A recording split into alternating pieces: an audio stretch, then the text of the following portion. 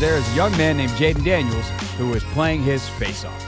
And not only is he obviously playing extremely well and well for a rookie and any other context you would want it, you can't have an MVP conversation without Jayden Daniels right now through 4 games. Now, that sounds like a ridiculous statement because he's a rookie and rookies don't win MVPs and whatever, and there's a long way to go. I would, if I had to bet for or against him finishing top 5 in MVP voting by the end of the year, I'd probably still vote against it. Definitely if it was top 3. Top 5, I'd have to think about it. Top 10, he's getting it.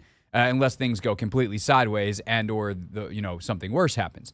Knock on your wood, et cetera, et cetera. But realistically, through 4 games, good luck naming a bunch of guys that have been more impactful on their teams than Jayden. And that is very, very hard to do as a rookie. And that ability to create that for Washington has come down to excellent coaching as well as a lot of work put in by Daniels himself. I thought Mark Schlereth was great with this yesterday. If you missed that at 6 o'clock, it is worth a listen in the podcast, no matter when you listen to it, and you listen to it over the weekend, it still will be good. But even when they were out in Arizona, and it's, they're on West Coast time, they get out there, their entire facility has basically been moved out there. Kliff is operating out of a temporary office in whatever hotel or whatever they're in. And who pops in at 5:30 in the morning to say, hey, what you watching? Let's chat. Anything we want to talk about? Jayden Daniels. Still on the road, operating. It's like business as usual. I get up at 5:30. This is how I work. Time zone, home, away, doesn't matter. This is how we roll. And so it's taken a lot of work by Jayden, but it starts with how Kliff has done a tremendous job of making sure that he has an offense that Jayden can operate. And actually, that was a topic of conversation today at the press conference, both for Jayden Daniels and for Dan Quinn. We'll start with Quinn's thoughts on it and how his offensive coordinator has tailored things for his rookie quarterback.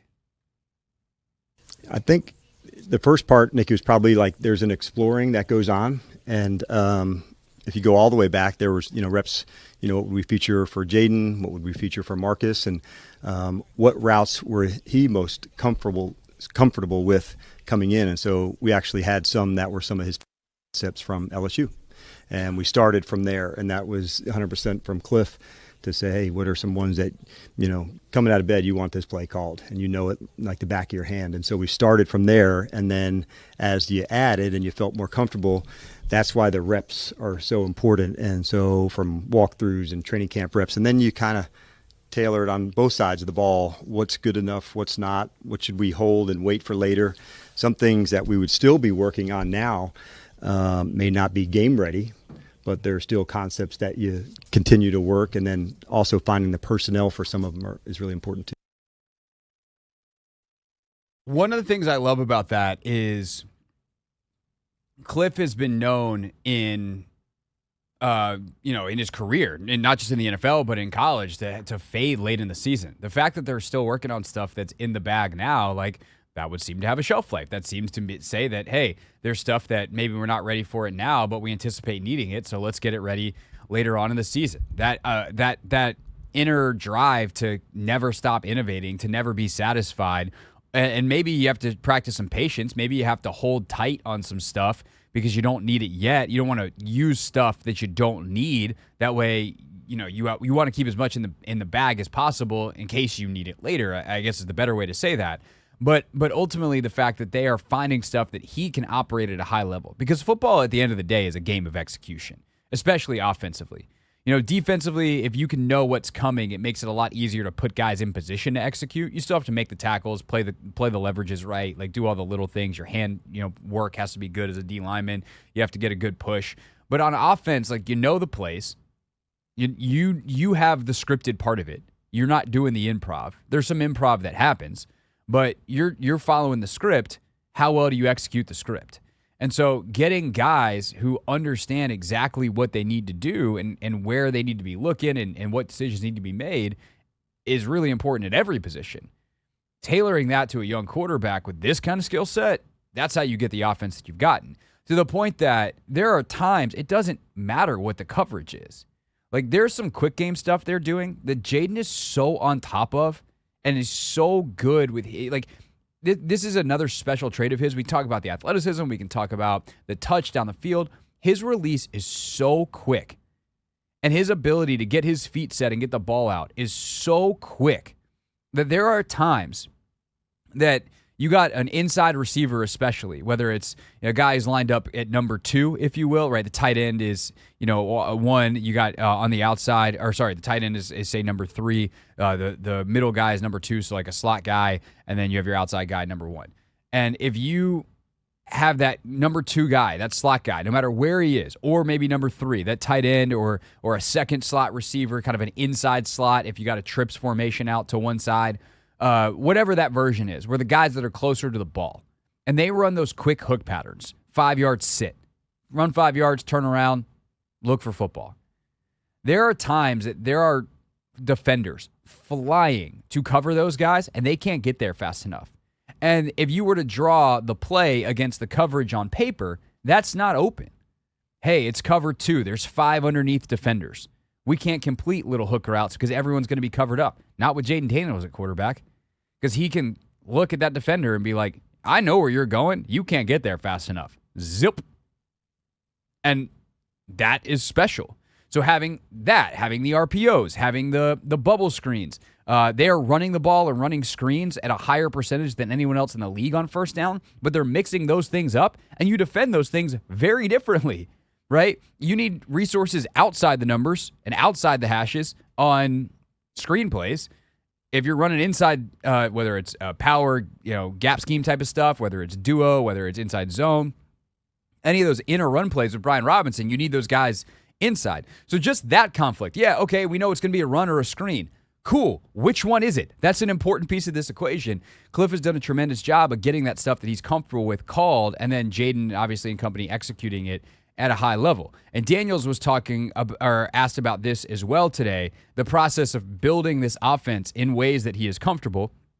And here's what the rookie quarterback had to say. Yeah, Kliff is very open-minded. Anything that he feels is going to work, or he'll try it out, man. And kudos to Kliff being selfish, because obviously, it could be that type of person like, man, this is my system. This is how we're going to run it. This is how we're going to do things. But, he's just back there. He gives us the freedom to go out there and play ball. The thing I really appreciate about Kliff on that front is he has things he wants to accomplish in a way certain things are going to get done. But he's open to how they accomplish them. And that is the magic of coaching offense in this league.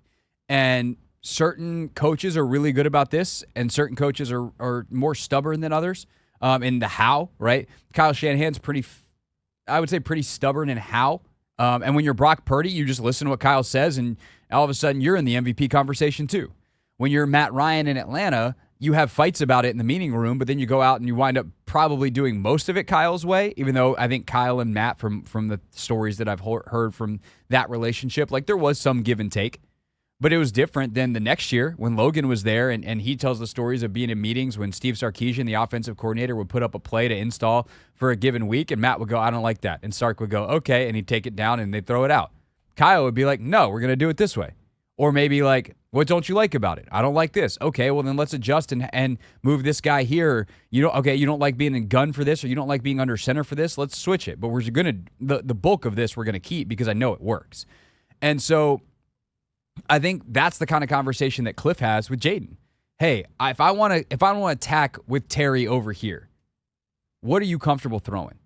Where do you want him coming from? And so they can do the things like they did on that 3rd and 7 where they drove play in the dirt. Or during the week, they can take, hey, here's the concept that I like. Here's this thing from my offense. And Jayden, do you like this? No, I'd rather it be this. Okay, well, this is trying to accomplish that. So that needs to stay, but can we get this other thing that you want? Or, as Dan talked about in his answer, this is a concept that we took from the air raid with 4 wide receivers, but we want to run it out of 3 tight ends. Okay, how do we accomplish that? Are we best doing that from this formation or that formation? Which guys should be in which spots? We need some vertical speed down the field. Okay, well, let's not put John Bates in that spot. Let's put Ben Sinnott, who's a better runner. Like, these are the details that matter in this league. And Kliff has done a really, really excellent job so far of doing that within the context of doing things that Jayden is comfortable with. He teaches it at a really high level to everyone, and that's how you have one of the most efficient offenses in football through 4 weeks, even though you have a rookie quarterback operating it. This is The Hoffman Show on the Team 980 and the Odyssey app.